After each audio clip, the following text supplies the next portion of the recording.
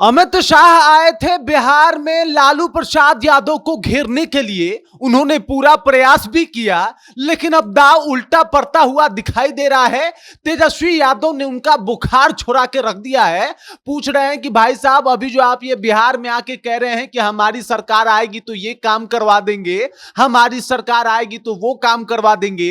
एक बात बताइए, पिछले 20 सालों से क्या तालिबानी सरकार यहां पे काम कर रही है या फिर आप लोगों की ही सरकार है? बिल्कुल फैक्ट्स बताते बताते अमित शाह अपनी ही बातों में उलझ गए। ऐसा भले ही कम होता है, लेकिन इस बार यहां पे हुआ। और उसके बाद क्या था, तेजस्वी यादव ने अमित शाह की बखिया उधेड़ दी। और अगर कोई पूछे कि अमित शाह के आने से क्या प्रभाव पड़ा, तो प्रभाव का तो पता नहीं, लेकिन तेजस्वी यादव का दाव अमित शाह के प्रभाव पे भारी जरूर पड़ता हुआ दिखाई दे रहा है।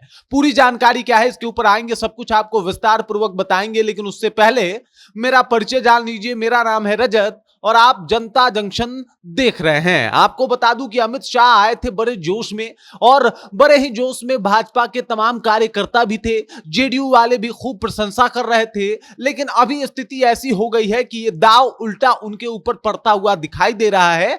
जहां पे तेजस्वी यादव ने मतलब बिना सर्फ साबुन के जो धुलाई की है वो गजब का है। तेजस्वी यादव कह रहे हैं कि भाई साहब, अभी जो आके आप ये ऊंची लंबी चौड़ी बातें कर रहे हैं, ये 20 साल पहले से आपकी सरकार है, तब आपने ये काम क्यों नहीं कर दिया? दरअसल अमित शाह बोलते बोलते बोल गए, यानी लालू प्रसाद यादव को घेर रहे थे कि भाई परिवार को सेट किया, ये किया, वो किया। और उसके बाद ये कह दिए कि अगर इस बार हमारी सरकार आएगी तो बिहार में बंद चीनी मिल को खुलवा देंगे। अरे जनाब, इस चीनी मिल के खुलवाने को लेके बिहार में कई आपके विधायक और सांसद बन गए, लेकिन कोई चीनी मिल खुलना तो छोड़ दीजिए, उसको ठीक तरीके से उसका देखरेख भी नहीं हो रहा है बिहार में। और इसी को लेके तेजस्वी यादव ने एकदम से बकिया उधेड़ दी है। बकायदा उन्होंने अपने एक सोशल मीडिया पे पोस्ट किया है और वहां पे वो लिखते हैं कि हमारी सरकार बनी तो बिहार में बाढ़ नियंत्रण पर काम करेंगे, श्री अमित शाह जी। उसके बाद जो है वो तेजस्वी यादव लिख रहे हैं कि 20 बरस से बिहार में क्या तालिबान की सरकार है? उपलब्धि के नाम पे कुछ तो नहीं तो कुछ भी फेंक दो। ये लोग इतना झूठ कहां से लाते हैं? ये बोल रहे हैं तेजस्वी यादव कि भाई साहब, इतना झूठ आप लाते कहां से हैं? 20 साल से आपकी सरकार है और इस बातों में लॉजिक भी है। दरअसल 20 साल से तो एनडीए की सरकार है बिहार में।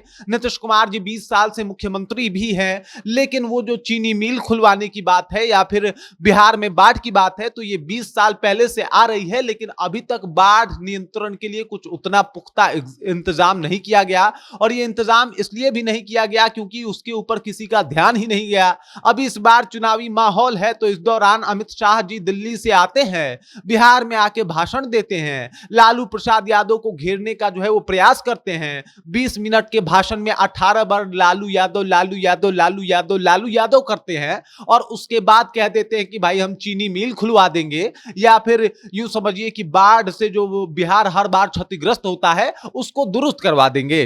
तेजस्वी यादव का सवाल बकायदा बिल्कुल सही भी है कि भाई साहब, 20 सालों से जब आपकी सरकार है तो आपने अब तक ये काम क्यों नहीं करवा दिया?